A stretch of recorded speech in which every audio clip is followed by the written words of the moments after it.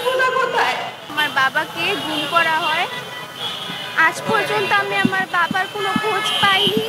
আমি জানি না আমি আমার বাবার খোঁজ পাবো কিনা। 5 আগস্টের পর আমাদের প্রতিটা দিন যাচ্ছে অপেক্ষায়। আমরা এভাবে দাঁড়াতে দাঁড়াতে ক্লান্ত।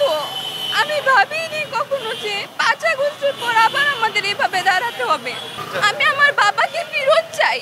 আমি যদি আমার বাবাকে ফেরত না দিতে পারে, সরকার এটার বিচার করুক। এটার কোনো বিচার হচ্ছে না, গুমের কোনো বিচারই হচ্ছে না এই বাংলাদেশে।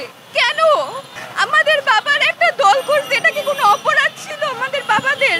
যার কারণে আমাদের বাবাদের এইভাবে গুম করবে আর এটার কোনো বিচার করবে না। আমরা এইভাবে প্রতিটা বছর প্রতিটা দিন এভাবে দাঁড়াই এখনো কেন? 5 আগস্টের পর অনেক ইচ্ছা অনেক স্বপ্ন ছিল বাবাকে নিয়ে, কিন্তু এখন পর্যন্ত একটা স্বপ্ন পূরণ করতে পারলাম না। বাবার মুখটা দেখবো নাকি এটাও এখনো জানি না।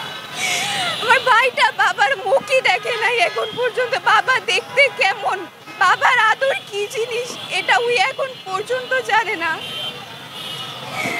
আমাদের দোষটা কি ছিল? শুধু আমি না, আমার মতো আরো অনেকজন আছে যাদের বাবা নেই।